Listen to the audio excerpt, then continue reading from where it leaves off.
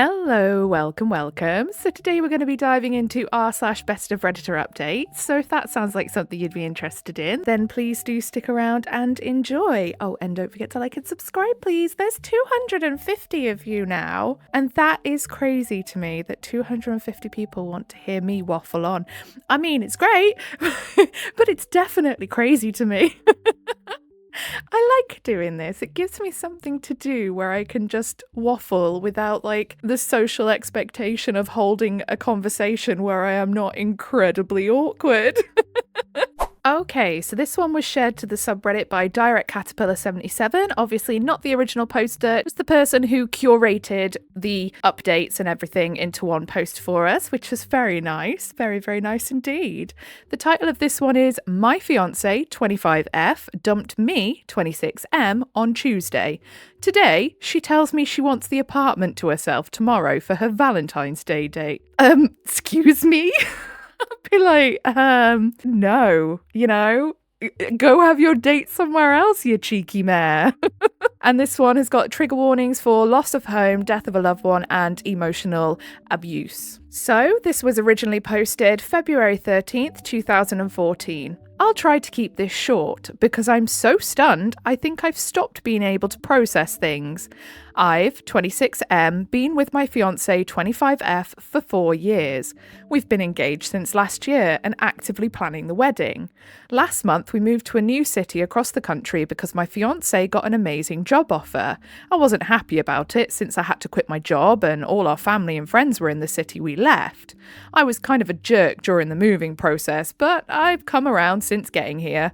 I mean, yeah, that's got to have been stressful. I imagine you were probably both jerks in your own ways because moving cities is got to be stressful. My fiancé kept talking about this guy, late 20s maybe. She worked with at her new job, and it made me uneasy. I went to a few after-work events where he showed up, and he seemed like a total a-hole. Very full of himself, artistic type. Oh, we know the type. Everyone's met one. I didn't like the way he interacted with my fiancé, and we would occasionally fight about it. Tuesday night, she got home really late, sat me down, and broke up with me. She said she had felt an immediate bond with this co-worker that's stronger than anything she's ever felt before. This from the woman who just a few months ago I held in my arms while watching the stars, as she told me she's never felt more at peace than when she's beside me. Oh, right. I laid awake on the couch all night feeling like I was continually being punched in the stomach. I didn't fall asleep until 3 p.m. yesterday and stayed asleep until this morning when she woke me up. Basically, she's having this a-hole over for Valentine's Day and demanded she get the apartment to herself. Absolutely not. That's just really callous. What, it's been a few days at best. And on Valentine's Day as well, this woman doesn't just have the audacity. How heartless. Between the moves, all the deposits we had been putting for wedding stuff, and not having a job since we moved out here, I have literally no money for a hotel or anything else. We got into a big fight because I called her out and said that she knew I had nowhere else to go. She said that's not her problem. She's done solving my problems for me. What? And that I needed to fix this on my own. No. If you want to go and basically hang out with your affair partner, let's be realistic. I have absolute confidence in saying that she was probably knocking boots with this guy before she binned a current boyfriend off. Then you need to find somewhere to take him, lovey. Don't be disgusting. I guess his roommate is having a date over, so my fiancé offered our place for her date with the a-hole. She says this is happening no matter what I say. Do you know what I would do? I would be sat there all night in the living room in my boxers. I don't wear boxers, obviously. Well, sometimes I do. I actually sometimes just buy a pack of men's boxers because I like wearing them for bed. Don't judge me, okay? They're comfortable. But yeah, I'd be sitting there and I would make sure that I was so loud, so obnoxious, and just a massive D-bag. Yeah, I know that that's petty, and I know that's kind of they're going low and you're going lower, but absolutely. And So, yeah, what the hell am I supposed to do? TLDR, after uprooting me from my hometown a month ago, my fiancé dumped me on Tuesday and is now demanding the apartment to herself for a date with this a-hole artist from her new job. I have no money to do anything else. Relevant comments? There, 3 says, oh no, no, hell no. You're going to park your butt on the couch tomorrow and you are going to refuse to move come hell or high water. I'm with you, commenter. Do not leave. What a heinous move on her part. Absolutely. Agree. OP says, I basically told her I would refuse to move tomorrow, but she said this man was coming over no matter what. There, 3 then says, well then, they're gonna have to deal with having a romantic date with another dude sitting on the couch then, aren't they? And then OP says, I can't emotionally handle seeing her date another man right in front of me in our home. I understand I would effing up their night, but I think I'd shatter on the spot seeing them together. Like, I do get that, to be fair. But I am so petty, though, that I wouldn't be able to resist. As much as I know it'd hurt me, I'd still be like, do you know what? It'll hurt me, but I'm still ruining your night. And then a commenter says, why can't they go somewhere else? I asked why it had to be here. His roommate is using his place for a date. I asked why it couldn't be at a restaurant or a hotel or anywhere else. And then all she could do was talk about the ways I failed in our relationship and that this time she wasn't going to fix things for me. Yeah, but this isn't OP's problem. Lovey, you're causing the problem. So you absolutely need to fix it. SBWV09 says she is doing this intentionally. She has something to prove to herself, to you, to the other guy, not sure. But it's about more than this date. Yeah, I feel like she just wants to be cruel, to be honest. I feel like OP agreeing to uproot himself and leave his friends, leave his family, leave his job and come with her. She now thinks the grass is greener on the other side. She also thinks he's a massive friggin' pushover. And that's why she's doing it, because she thinks she can get away with it. And clearly, she's just a bit evil and gets a bit of a kick out of it, because why else would you want to do that? I had to live with my ex for months due to being in a similar situation to yours. I started seeing other people, but always went out. That's what any decent person would do. Don't cave. Have a party, as others have suggested. She doesn't deserve any satisfaction from this. Hear. And then OP replies, this is so true. You should have seen her face as we got fighting over this. I bet she was pouting like a little brat, wasn't she? I have zero respect for people who do what OP's missus has just gone and done. Zero. Edit. I appreciate everyone telling me I should stand my ground. I told my fiancé I wouldn't leave the apartment, but I don't think it's a threat I can carry through with. I will be emotionally devastated if I have to watch the woman I love and care for more than anyone else date someone right in front of me in my own home. Other suggestions would be appreciated. Edit 2. Thank you so much, everyone, for all of your suggestions. I can't keep up with all the comments. It's almost overwhelming given everything that's going on in my life right now. I'm going to take a walk and try to clear my head. I just can't bring myself to tell my family and friends what's happened. I feel so embarrassing.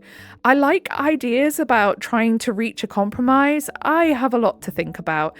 No, lovey, you do not need to be embarrassed. She should be embarrassed. And then relevant comments after the update. So this was a deleted user's comment. Okay, so there's no punctuation, hardly, where it should be in this. So I'm sorry if this sentence doesn't flow well. Don't go. Is your name on the lease? Fight this Grinch. If I knew where you lived, I might come over and be your date. That's how much I think you should stand your ground. I am so on stand your ground team right now. In fact, I'd be like picking the most obnoxious corn and playing it on the big screen telly in the living room. OP says, my name isn't on the lease since I didn't have a job when we moved out and my credit isn't the best. We thought it would be safer if she put her name on the lease since she's employed and has better credit. Oh dear. Oh no, that's not good. And then there, 3 says, can you borrow the money from your parents? Surely they'll understand given that you're in dire straits. And then OP says, honestly, I haven't been able to bring myself to tell them what's happened.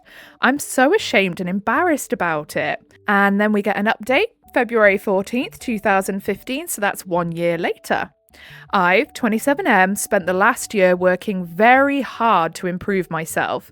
Now that it's Valentine's Day again, I was thinking about what a dark place I was in last year.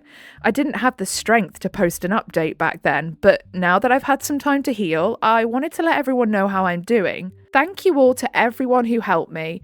You're the only support I had last year, and it meant the world.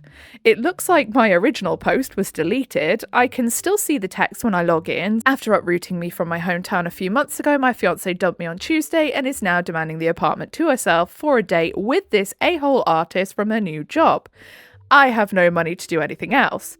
Part of the reason I didn't update afterwards was because I was extremely embarrassed with how things turned out. It's only because some of the intense therapy that I'm able to be honest and okay with telling this story.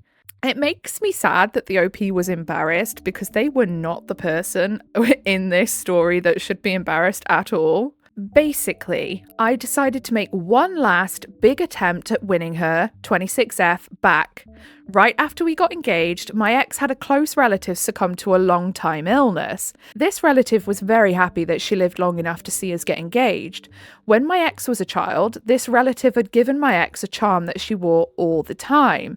A few months after the relative died, my ex lost the charm, and it was like the relative died a second time. As we packed up the apartment to move to the new city, I found the charm. Rather than give it back immediately, I decided that I would keep it in a safe place and surprise my ex with it at our wedding. I thought it would be a meaningful way to include this relative in a moment where she would be deeply missed. No. No, that is an F up on your part, my guy. No, that should have been handed over straight away. I get the sentiment. But no, not if it was that meaningful. Somehow, I got in my head that if I showed her the charm on Valentine's Day, she'd remember everything that we shared, and that I could cut through whatever fog she was caught up in. Yikes, yeah, that's not going to go well, is it? I was under the impression that my ex would come home after work by herself to get the place ready for her date. I was planning to use this alone time to give her the charm and either win her back or lose decisively and leave before her date showed up.